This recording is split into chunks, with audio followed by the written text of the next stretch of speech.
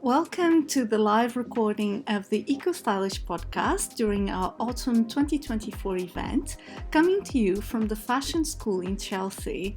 At today's event, we're showcasing stunning pre-loved party dresses to build a more circular fashion industry where every piece of clothing tells a story and contributes to a healthier planet. I'm Lina Vaz, Eco Stylish founder, and thrilled to be joined by two inspiring women in the world of fashion, education, and sustainability. Gration, the founder and director of the Fashion School, where we are now, and Hannah Riley, an associate lecturer and visiting practitioner at the London College of Fashion, UAL, digital content officer at the renowned Centre for Sustainable Fashion, and founder of Fashion Recipes for the Future. Let's dive in today's discussion about the future of fashion and how we can all play a role in transforming the industry for good. First of all, thank you both and to all of you who are here today. I'm going to start with you, Caroline. As the founder and director of the Fashion School, how do you approach teaching sustainability to the next generation of designers? We listen very carefully to all the children and what they want, because that's at the core. And then we help them enable their design ideas. And then we introduce skills. All the fabrics we use here are all donated, so we don't have any new fabrics. We're really lucky in that respect.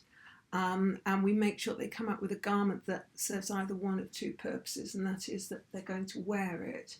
And so it needs to be made well enough that they will, or alternatively it answers their creative drive, and it's something that will enable them either further on in their educational career or to answer their needs at their school or something like that. Everything has a purpose, and everything, if we've failed, it's because the child puts it away or throws it away. So we're very keen not to. Hannah, would you like to add anything to that?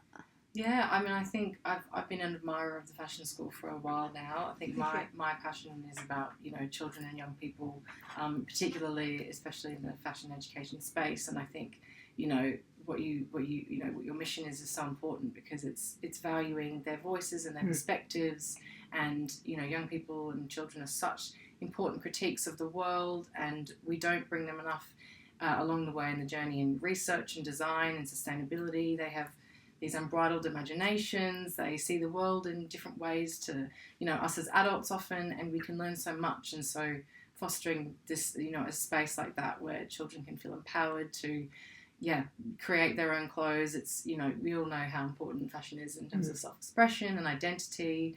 It's really inspiring, and it's I wish there's more spaces like the Fashion School to actually facilitate these wonderful environments, and again with sustainability embedded so deeply in there. It's not sort of second nature, it's sort of part of it. And how do you think fashion sustainability has evolved over the years? It's interesting because I think there's been this parallel of this enormous growth in fashion. We produce over 150 billion garments a year. That's only a rough estimate, doesn't even include shoes, accessories, things like that. According to the Circularity Gap report, over the past 6 years, we've consumed 500 billion tonne of textiles, and that's almost as much as the 20th century, the entirety of it. So it's exponential in growth. It's enormous, but at the same time, there has been this huge growth in sustainability strategies, from zero waste design principles, circularity, post-growth, degrowth concepts, all these amazing innovations in innovative new materials.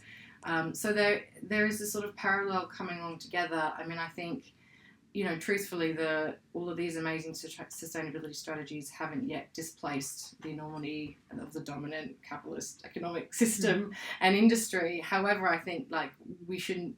I mean, we're allowed to feel, and I certainly do feel, despondent by the industry, but at the same time, using that sort of fear, turning it into hope, and turning hope into action to try and galvanise us to do more and better, because there's innumerable examples of amazing communities and cultures globally, whether it's in many Indigenous cultures or in smaller localized place-based settings where people are doing amazing things, or like something like the fashion school, so there is hope. But I do hope that eventually can be displaced. But I think one of the biggest challenges is just keeping up with how fast the industry is changing. Absolutely. Yeah. I think it's led by marketing, and I know, especially thinking about teenagers, and they are constantly fed on social media imagery, and it's shiny and it's bright and it's new, and let's have it and let's have fun in it, and let's take you out of your stressful life and have fun in this new garment. And that's what they see, and I equate it to their not picking up. Will all think that they want to save the whales, but they'll still come in with a Starbucks plastic cup and they'll put it in the regular trash as opposed to the recycling. But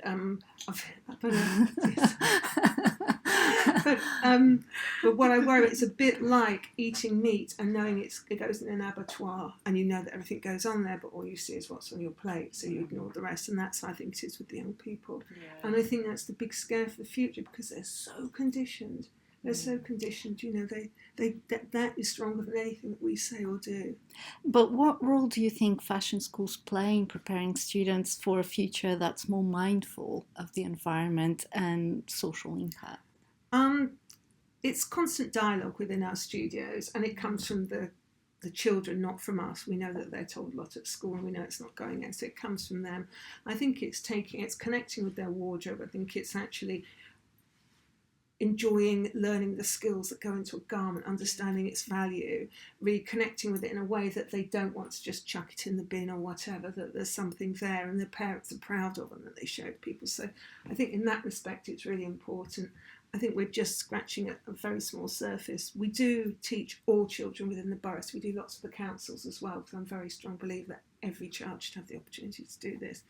But so I think it just in terms of them understanding the skills and understanding, the strengths within the fashion industry and the good things part of it, and that they understand not just that they understand manufacturing chain, in fact, what goes into everything. And we speak to them right from, when they first, when colours, the International Colour Authority. So we go kind of like back in time for them, bring them to the present and then to the future, and they really enjoy that. Yeah.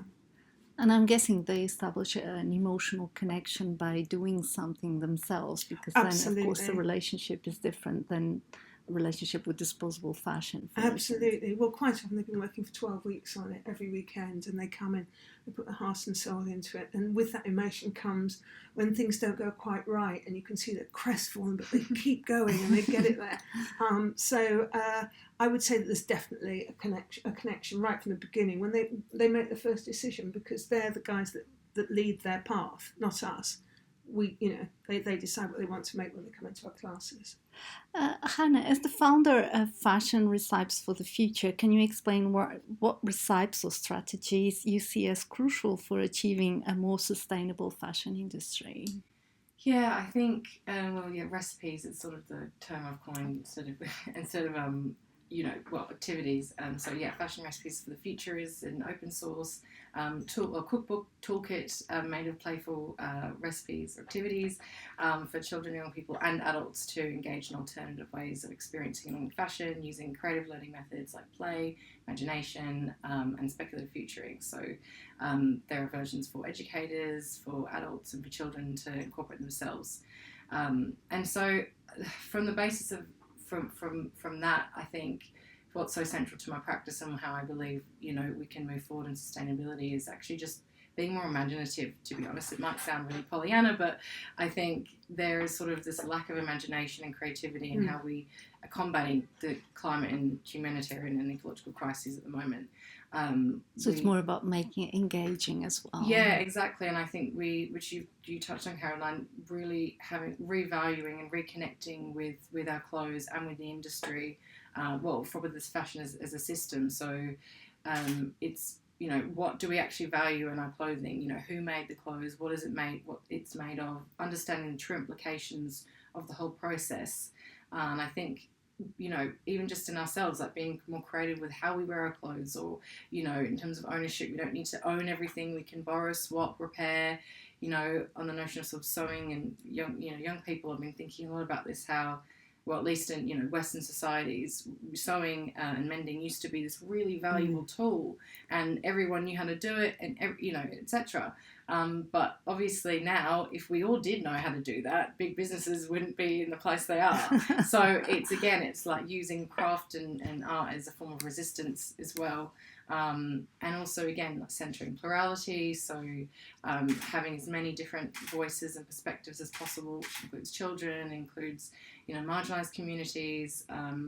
Things like governance, I think, has a huge role to play in fashion. There's so much focus on the next generation or things like that, but actually there's by the time young people become in those positions, we're decades down the track. Like, it needs to be people in leadership positions right now making big changes. So I think there's numerous things, but I definitely think trying to turn, think outside the box. And there's so much like anxiety around it, which I entirely relate to, and I think it's then trying to, how do we engage people rather than people going, oh, it's all too much, I can't deal with that, which I've certainly felt myself. So being, coming at it from a point of creativity, which is at the heart of fashion, trying to then go, actually, no, I am empowered and I can do things in my personal life and, my local community to actually create change. And it all does make a difference, And lastly, both of you are deeply involved in shaping the future of fashion. What is one piece of advice you would give to anyone who wants to make a more sustainable choice in their wardrobe? Stop buying. That would be it. Stop buying. We've all got enough. Yeah, I think to add on to that, engage with community initiatives, things like social enterprises, things like Give Your Best, done amazing social enterprises based in the UK, tackling both clothing poverty and fashion waste.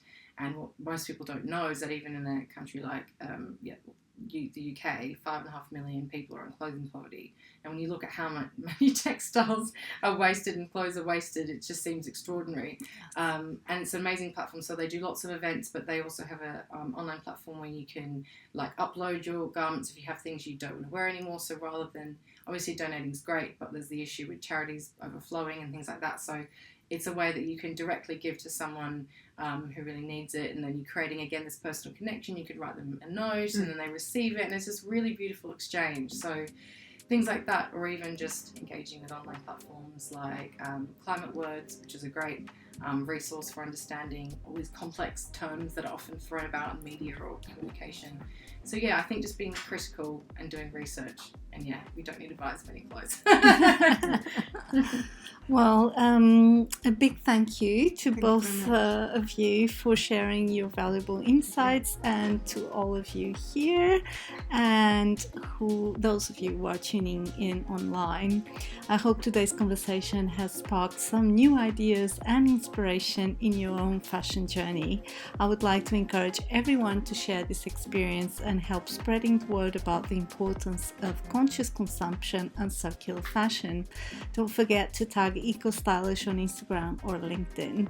Together we can make a big impact. Until next time, stay tuned.